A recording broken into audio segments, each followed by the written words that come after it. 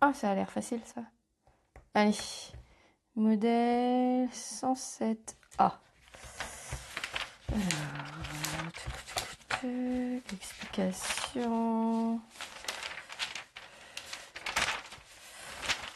Un 107A. Il y a le tissu. Préparation du patron. Décalquer les pièces de la planche de patron. Pièces, elles sont là. Planche de patron B. Tracée en bleu.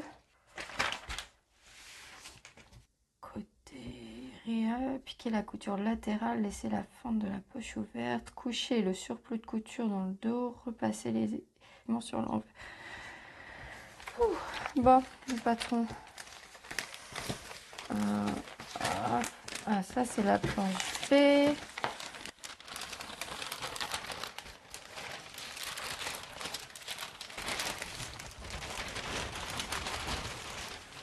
C'est pire qu'une carte routière en fait.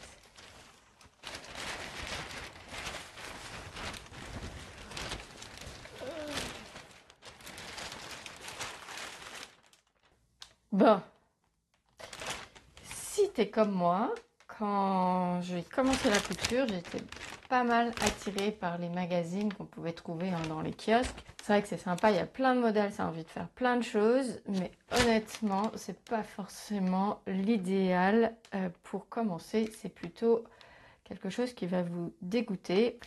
Les planches de patron sont assez fouillis quand on ne s'y connaît pas. C'est dur de repérer ces différentes pièces et puis les explications sont assez succinctes. Donc aujourd'hui, moi j'ai envie de te donner quelques conseils pour bien choisir ton premier projet couture et pas te laisser happer par plein de projets et puis trop compliqué pour un début et puis que ça te dégoûte et que tu n'y arrives pas. Donc par quoi commencer? Quels sont tes premiers patrons que tu peux utiliser pour commencer lorsque tu débutes en couture? Mais avant de me lancer dans le sujet du jour, je voulais remercier tous ceux qui me laissent un commentaire, qui s'abonnent. Vraiment, ça me donne du soutien pour continuer ces vidéos. Et un mille merci à tous ceux qui me soutiennent sur Ko-fi en m'offrant des petits cafés virtuels. Ça me permet de financer un petit peu une partie de la création de ces vidéos. Pour ceux qui ne me connaissent pas, je suis Gaëlle, la créatrice des patrons Galou Kikutu et sur le blog du même nom et sur cette chaîne vidéo, je vous donne plein de conseils, notamment pour débuter en couture. Donc c'est vrai qu'au début, on voit plein de choses, que ce soit sur les réseaux sociaux, que ce soit sur Pinterest, on voit plein de monde coudre des jolies choses et on a aussi envie de faire pareil et de se lancer dans mille et un projets. Mais je conseille quand même pour pas se dégoûter dès le début d'aller étape par étape. Vous allez voir, vous allez vite réussir à coudre ce que vous voulez, mais il y a quand même quelques choix pour ces premiers patrons à faire qui permettent de faire les choses, que ça soit pas trop difficile et que vous soyez fiers de ce que vous avez fait. Donc déjà, le premier choix que vous allez avoir à faire, ça va être est-ce que je fais un accessoire ou est-ce que je fais un vêtement? Alors moi, je conseillerais pour les tout premiers projets de faire plutôt des accessoires parce que ça va être des choses que même s'ils sont pas parfaits, vous allez quand même pouvoir les utiliser. Si vous faites une petite trousse, une petite pochette, même si les coutures sont pas très droites, s'il y a des petits défauts, ça vous empêchera pas de le mettre dans votre sac et de l'utiliser au quotidien. Alors que par expérience, je sais qu'il y a beaucoup de débutants qui, pour des vêtements, s'il y a des petits défauts, c'est quand même plus dur d'assumer et de le porter et donc on a tendance à moins le mettre. Et puis deuxième avantage des accessoires, c'est que ça n'utilise pas beaucoup de tissu et donc on peut soit avoir du tissu de rab pour refaire une pièce si on l'a mal coupée, si on s'est trompé, enfin bref, pour pouvoir refaire plusieurs fois l'accessoire si besoin. Et puis avoir un petit peu moins de remords à couper dans son tissu quand on a acheté du tissu. On peut avoir un petit peu au début des difficultés à couper, même si pour certains tissus, même plus expérimentés, on a un petit peu peur de les couper aussi quand ils sont un petit peu caractère précieux, que ce soit des tissus qu'on a trouvés à un certain endroit ou alors que ce soit des tissus assez chers. Par contre, j'aimerais bien accentuer sur un point que les accessoires ne sont pas forcément plus faciles que les vêtements. Si vous faites un tote bag ou des petites pochettes, ça va être plus facile, mais rapidement, certains accessoires sont bien plus compliqués qu'une petite blouse assez simple en cotonnade avec un tissu chaîne et trame, donc un tissu tissé. Ça va être beaucoup plus simple à réaliser, beaucoup plus rapide que certains accessoires. Donc, il ne faut pas se dire que les accessoires sont plus faciles que les vêtements.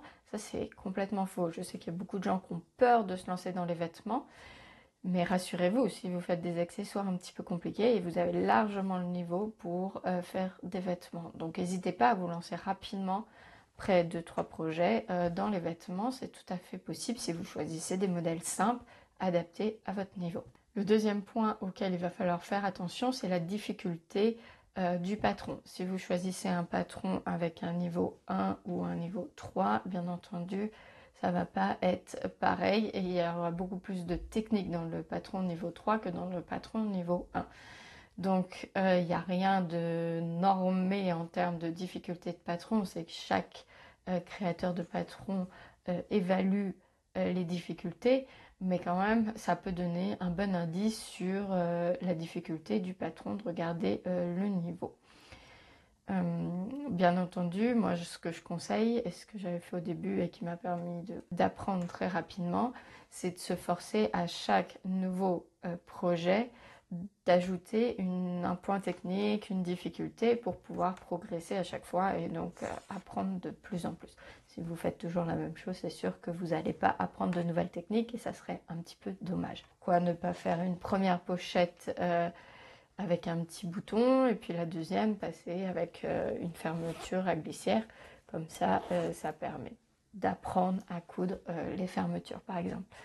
Donc ça c'est un point, essayez vraiment d'ajouter une difficulté à chaque fois.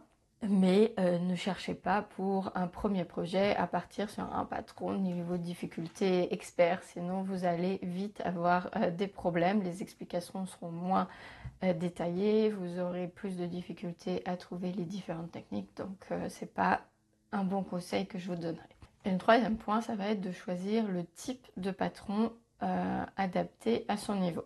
Vous pouvez avoir les livres, donc les patrons de livres dans lesquels vous avez différents modèles. Donc là, ça va être des explications plus ou moins détaillées. Il faut vraiment regarder un petit peu, voir si vous arrivez à comprendre les explications avant de vous lancer pour savoir si le livre est adapté à votre niveau. Et deuxième point, dans les livres, il faut faire attention que le patron soit bien imprimé. Vous voyez ici, on a une planche de patron. Alors les modèles sont superposés, mais il y a quand même un bon système de couleurs. Il y a certaines pièces qui sont remplies. Ça permet quand même de bien voir les différentes pièces plus que dans les planches de patron de magazine comme celle-là. Donc vraiment, voilà. Et puis il y a certains patrons, par contre, les patrons seront à recopier à la bonne échelle sous un système de quadrillage par exemple. Et donc là, ça peut être un petit peu plus difficile pour un premier projet. Donc faire attention à comment sont représentées les planches de patron et puis bien voir si les explications, vous arrivez à les comprendre ou pas. Ensuite, donc vous avez tous les magazines comme ceux-là. Là, ceux-là, je les déconseille. Alors c'est sûr qu'ils ont un sacré avantage en termes de prix, puisque vous avez quand même, je ne sais pas combien de patrons par magazine pour un prix assez modique, on va dire, 6,50 € celui-là. Ça va peut-être augmenter depuis. Voilà, c'est vrai qu'il y a beaucoup de prix, c'est attrayant, ils sont faciles d'accès, on les trouve un petit peu partout. Mais par contre, ça, je les déconseille en tant que débutant parce que les explications sont vraiment très restreintes. Et puis, les planches de patron sont compliquées à déchiffrer. Alors, certains magazines sont spécialisés dans les coutures débutantes, donc vous pouvez regarder si ça vous paraît compréhensible. Mais la plupart, je déconseille de vous lancer directement dans un patron de ce type de magazine. Ensuite, vous avez tout ce qui est les patrons des créatrices et créateurs indépendants.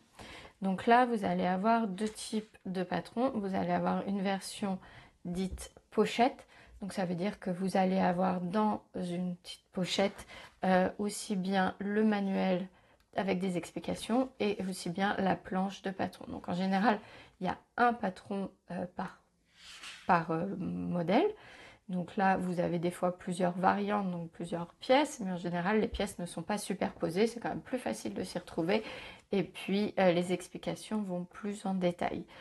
Vous avez aussi la version PDF. Donc là, les explications en général, ce sont les mêmes, mais au lieu d'avoir un format papier qu'on va recevoir chez soi, on va le recevoir en version numérique sur son ordinateur et ça sera à nous d'imprimer. Donc là, il y aura des feuilles à imprimer. Donc les patrons sont découpés sur des feuilles A4 et il faut venir les rassembler pour pouvoir obtenir le patron en entier. Donc là, ça peut paraître un petit peu compliqué, mais quand on a l'habitude, on peut avoir quelque chose, on peut rassembler les feuilles assez facilement avec des ciseaux et du scotch. En général, maintenant, de plus en plus, vous avez une version grand format que vous pouvez faire imprimer chez votre imprimeur de quartier ou sur des imprimeurs en ligne comme Pattern for You. Ça a l'avantage de l'avoir tout de suite. En général, quand on l'achète, on l'a tout de suite. Ça a aussi le gros avantage que les créateurs et créatrices indépendants font vraiment un effort normalement sur les explications. Donc bien sûr, il y a vraiment, c'est assez varié en termes d'explications, mais ces dernières années, il y a quand même eu un gros effort. Alors moi, je vous conseille quand même, si la créatrice ou le créateur propose des patrons gratuits, d'en télécharger un, même si le modèle vous plaît pas forcément, mais pour vous familiariser avec le tutoriel et voir si sa façon d'expliquer vous convient ou pas, parce que je suis tout à fait consciente qu'il y a plein de façons d'expliquer. Par exemple, moi j'aime bien faire sur mes patrons des schémas pour expliquer. Je ne fais pas de photos, je refais tout en schéma parce que j'estime que ça permet de mieux présenter les choses, de mettre les éléments importants en évidence plus que sur une photo. Mais je sais que certaines personnes ont beaucoup de mal à visualiser les schémas et à comprendre les schémas et préfèrent la version photo. Il y a aussi de plus en plus de patrons indépendants qui fournissent les tutoriels vidéo. Donc par exemple, moi sur chaque patron, vous allez retrouver pour chaque étape un tutoriel vidéo à regarder sur YouTube en accès privé. Et donc vous allez pouvoir en plus avoir plus d'explications et de pouvoir voir la version réalisée directement devant vos yeux. Donc ça permet d'avoir un plus comparé aux livres ou aux magazines donc vous n'avez pas les versions vidéo, donc des fois il faut faire avec les explications, des fois voir le geste, ça permet quand même de mieux comprendre. Donc ça c'est un point important, donc essayez de voir si les explications du créateur vous plaît, façon d'expliquer, et puis voir s'il y a un format vidéo, si c'est quelque chose qui vous attire ou pas. Donc vraiment, en tant que débutant, moi je conseillerais de partir sur des patrons de créateurs et créatrices indépendants. Ça permet vraiment de pouvoir avoir quelque chose avec beaucoup plus d'explications. Alors certes, c'est beaucoup plus cher. Maintenant, la plupart des patrons offrent quand même pas mal de possibilités, de variantes, notamment sur les vêtements. Quand on va avoir un vêtement, on va pouvoir peut-être avoir différentes manches, avoir différentes longueurs et tout ça. Donc ça permet d'avoir un patron qu'on peut réutiliser plusieurs fois de suite s'il nous a bien plu. Donc si on l'utilise plusieurs fois, le prix à l'unité du patron revient pas si cher que ça. Et puis faut être conscient que c'est beaucoup de travail pour les créateurs de créer toutes ces explications, tous ces modèles et tout ça. Et donc forcément, faut les rémunérer. Et le dernier type de patron que vous pouvez retrouver, ça va être tout ce qui est kit. Alors là, ça a l'avantage que vous avez tout sous la main. Normalement, vous avez le tissu, la mercerie qui est spécialisée qu'il faut. Et donc, vous n'avez pas à avoir à vous inquiéter, est-ce que mon tissu correspond bien à mon patron? Vous avez tout le matériel adéquat. Donc ça, c'est vraiment pratique quand on se lance, je trouve, parce qu'on n'a pas forcément les élastiques, les fermetures et tout ça. Ça peut vite être compliqué de tout trouver au même endroit. Donc recevoir un kit à la maison avec tout ce qu'il y a dedans, c'est quand même bien pratique. Et là, pareil, les explications, c'est variable selon les créateurs de kits, mais en général, il y a quand même un accent fait sur les explications, surtout pour les kits débutants, pour que ça soit facile et réalisable par tous. Donc si vous choisissez un kit débutant, il n'y a pas de raison, normalement, vous êtes capable de le réaliser à la maison tout seul. Donc maintenant, petit point, où est-ce que vous pouvez trouver vos différents projets? Peut-être que vous ne savez pas forcément où chercher pour les trouver. Alors, vous pouvez aller sur Pinterest. Donc, sur Pinterest, là, vous allez avoir beaucoup de choix. Alors, il faut faire le tri, certes, mais vous allez trouver plein de différents projets. Sinon, vous avez des sites qui rassemblent la plupart des patrons, des sortes de petits moteurs de recherche spécialisés pour les patrons de couture. Par exemple, vous avez Pop Couture qui va rassembler tout. Je mets les liens en description, donc vous retrouvez tous les liens en description. Donc vous avez Pop Couture qui va rassembler tout ce qui est patron gratuit, donc des tutoriels sur le net. Donc vous avez tout plein des vêtements pour adultes, pour enfants, des accessoires, des tutoriels techniques, tout ça. Et puis sinon, vous avez aussi Polaris Pattern qui est un moteur de recherche de patrons. Alors là, c'est top parce que vous pouvez trier les patrons en fonction de la dimension de votre coupon de tissu. Donc si vous avez un grand tissu ou un petit, vous pouvez choisir la taille, le type de tissu bien entendu, le type de patron, des robes, pour adultes, pour enfants, des accessoires, etc. Vous pouvez aussi, suivant la difficulté, enfin bon, il y a plein de critères qui font que vous pouvez trouver plus facilement vos patrons. Et puis après, ça redirige directement vers les sites pour acheter les patrons. Donc ça, c'est top pour s'y retrouver. Donc voilà à peu près pour la recherche. Donc j'espère que ce petit point sur comment trouver son premier patron vous a aidé à clarifier un peu vos idées et à choisir un patron adéquat à votre niveau. Donc de mon côté, si vous voulez retrouver mes patrons, c'est sur mon site internet dans la catégorie boutique. Je vous mets le lien en description. Donc il y a quelques patrons pour débutants que vous pouvez réaliser. Il y en a pour les enfants, mais il y en a aussi comme un étui à brosse à dents pour l'été et pour les adultes. Donc si vous voulez vous exercer, c'est un bon premier projet. Et puis sinon, je vous propose aussi sur ma chaîne YouTube trois projets.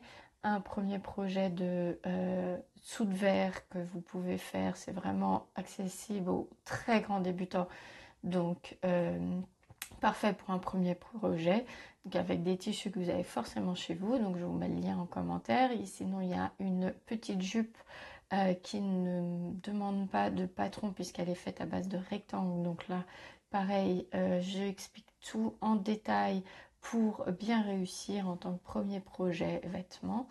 Et il y a aussi un petit sac pour permettre de mettre les petits encas, que ce soit au bureau ou en balade ou à l'école. Donc je vous mets pour trouver les liens des 3 vidéos en description. Et puis, moi, je vous dis à bientôt. N'hésitez pas à liker, vous abonner si la vidéo vous a plu et à me dire en commentaire quel va être votre premier projet ou quel a été votre premier projet si vous êtes déjà lancé. En attendant, bonne couture et à bientôt.